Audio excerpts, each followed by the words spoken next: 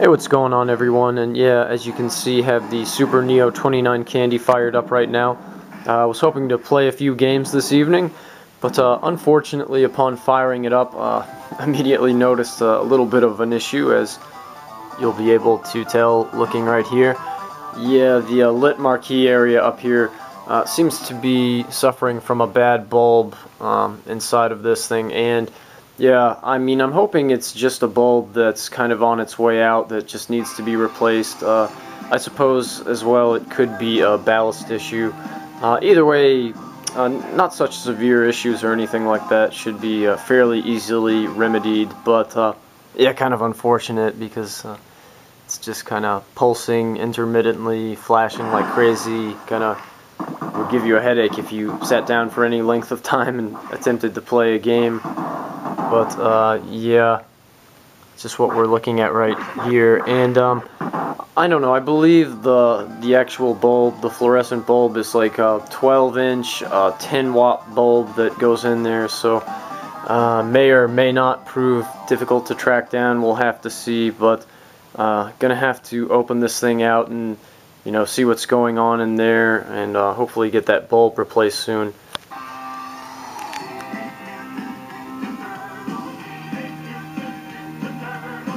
You can see it's just going wild in there right now. And the Super Neo 29 candy, I don't know, I believe they first started manufacturing these things 96, something like that, so you know, the lifespan of a fluorescent bulb is pretty lengthy, but you figure this thing must have been in a Japanese arcade running, you know, for so many hours a day, and yeah, it seems to be that the bulb is just about had it. Okay, so yeah, went behind the cabinet, and as you can tell here, there's really not much space. Yeah, it was a little bit tricky to get these screws out. I figured I would just use a really small Phillips head screwdriver to kind of get it back in there and unscrew it, because I don't know, I'm not in the mood to kind of move this cabinet around right now. There's just shit all over the place, so might have to eventually kind of move it out there when I get the back panel off to kind of check out the bulb situation, but for now, you know, whatever. But anyway, encountered a little bit of a difficult situation just getting that damn screw off. Whoever last owned this cab, when they put that, if they were disassembling it at some point, when they put those screws back in there, oh my god, I mean, they just stripped the living hell out of the thing, and the Phillips head wouldn't turn it at all. Just to make sure if all of them were like that or not, you know, I tested a few other screws here and back there, and a couple of them, actually all of the other ones I tested, came off no problem, or, you know, could come off if I wanted to take them off, but yeah, believe it or not, the other screw in question that I'm gonna need to remove in order to get this panel off to access the bulb area for the marquee, yeah, you guessed it, it's just absolutely stripped to hell and back as well. So just a really annoying kind of situation just for this, but whatever. That's how it goes.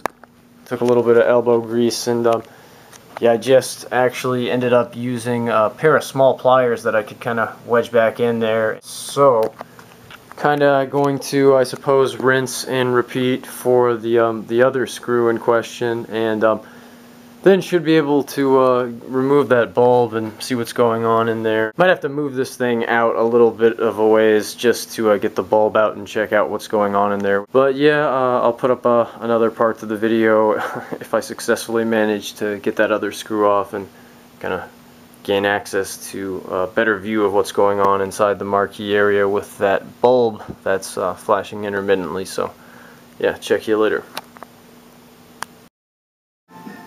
Okay, so was able to get that other stripped screw off the back of this panel and remove it successfully, just basically employing the same technique I used on the first one with the pliers, just kind of applying a death grip to it and you know, turning it off just like a makeshift screwdriver. Worked quite well with a little bit of effort, but yeah, as you can see, it's off now, and just give you a little look at the bulb itself. You probably can't really see much there, but yeah. There it is, there it's flashing, and as you may have guessed, with about, I don't know, 5 or 6 inches of clearance between the backside of this cab and the wall, there's really not much I can do in terms of checking the connections to make sure they're all secure, but yeah, just kind of looking at that bulb, it looks pretty bad, so just assuming it's a simple issue of the bulb needing to be replaced. Yeah, hopefully I'll be able to easily, find a replacement if anyone knows exactly what bulb this thing takes. Yeah, that'd be helpful for this situation right now. Yep, thanks for checking it out. Talk to you soon.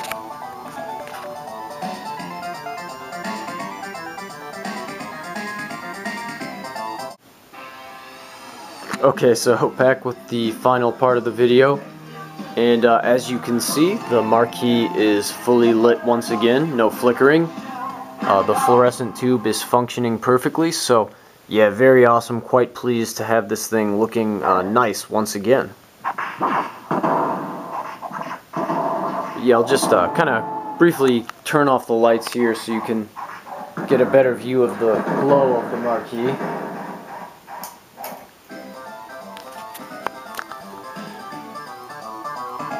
Yeah, just quite pleased to have this thing working again up here. But yeah, with these 90s arcade cabs, the marquees being lit by fluorescent tubes of that time, when you fire it up, you'll notice that the lamp might take a second to kind of turn on. And that's basically just because of the little starter device back there. And, when you fire up the cabinet, it briefly accumulates current and then it releases it.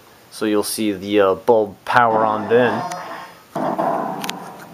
And as we can see, it's working good. And here's the little starter device. I don't know if my camera is showing it. It's a little Toshiba. And yeah, that was actually completely the culprit. It wasn't the ballast or necessarily the bulb being bad, anything like that. So quite pleased to have discovered the issue and kind of solved it. And yeah, with these, with the starters, they can kind of become desocketed, dislodged, just with vibration, kind of bumping things around, For instance, with a cabinet, you're always kind of mashing on the buttons, and maybe even some vibration from the speakers being so close to the starter and the lamp up there. And yeah, I mean, that basically was the problem. It had just kind of become desocketed and wasn't really making electrical contact or anything like that. And so a little bit loose, and that was the reason for the flickering. So yeah, just totally awesome to have gotten that little kind of annoying situation solved, and like I said, once again, quite pleased to have this awesome Super Neo 29 Candy marquee all lit and going in its full glory yet again.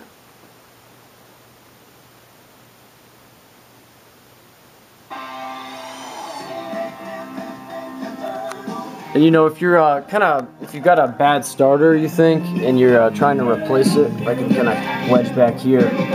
You just want to push it in and move it counterclockwise to pull it out and remove it. Or if it's loose, kind of become desocketed, just push it in and turn it clockwise. So that'll definitely solve all the issues you'll be having if it is a matter of the starter kind of malfunctioning there, just being loose, or in a more severe case where you might need to actually replace it, you might want to check on that first, because it's a lot easier and less expensive than kind of working with getting a new ballast, or even taking out the fluorescent tube itself and replacing it. So yeah, just a little thing I thought I would share with all of you. And maybe, hopefully, it can help someone else out if you're maybe having a similar issue to what I was experiencing. But yeah, guys, thanks for checking it out, and talk to you soon.